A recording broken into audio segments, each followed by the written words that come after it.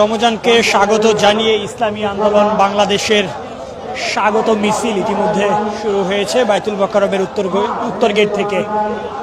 প্রিয় দর্শক, সমকাল লাইভে আপনাদের স্বাগত জানাচ্ছি আমি নাজমুল ইসলাম। আপনাদের জানিয়ে রাখি, আজ বাইতুল মোকাররমের উত্তর গেট থেকে মাহে রমজানকে স্বাগত জানিয়ে একটি স্বাগত মিছিল করছে ইসলামী আন্দোলন বাংলাদেশ। এখানে আমরা দেখতে পাচ্ছি ইসলামী আন্দোলন বাংলাদেশের ঢাকা মহানগর উত্তর এবং ঢাকা মহানগর দক্ষিণের নেতাকর্মী রয়েছেন, পাশাপাশি ইসলামী আন্দোলন বাংলাদেশের মহাসচিব রয়েছেন এখানে।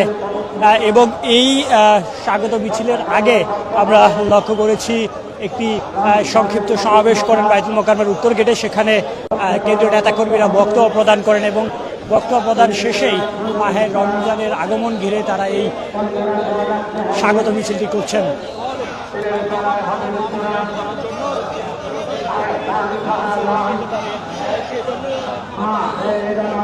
বাইতুল মোকাররমের উত্তর গেট থেকে মাহে রমজানকে স্বাগত জানিয়ে এই স্বাগত মিছিল করছেন ইসলামী আন্দোলন বাংলাদেশ, যেখানে সামনে থেকে নেতৃত্ব দিচ্ছেন ইসলামী আন্দোলন বাংলাদেশের কেন্দ্রীয় নেতাকর্মী। এবং আপনাদের জানিয়ে রাখি, আগামীকাল থেকে শুরু হচ্ছে মাহে রমজান। সেই লক্ষ্যেই আগামীকাল শুরু হতে পারে মাহে রমজান এবং সেই লক্ষ্যেই ইসলামী আন্দোলন বাংলাদেশ মাহে রমজানকে স্বাগত জানিয়ে এই স্বাগত মিছিলটি করছেন।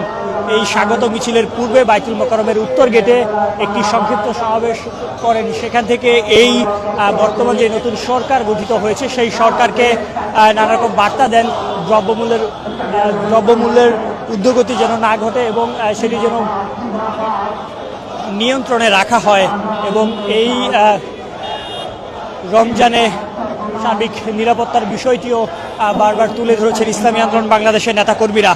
এবং একই সাথে তারা বলছিলেন যে প্রতি বছর যেমন রমজানকে কেন্দ্র করে কিছু দ্রব্যের মূল্য বৃদ্ধি পায়, সে সকল দ্রব্যের যেন এবার মূল্য বৃদ্ধি না পায় এবং সেদিকে যেন এই সরকার দৃষ্টি রাখেন, সেই কথাগুলো বারবার বলছিলেন ইসলামী আন্দোলন বাংলাদেশের নেতাকর্মীরা।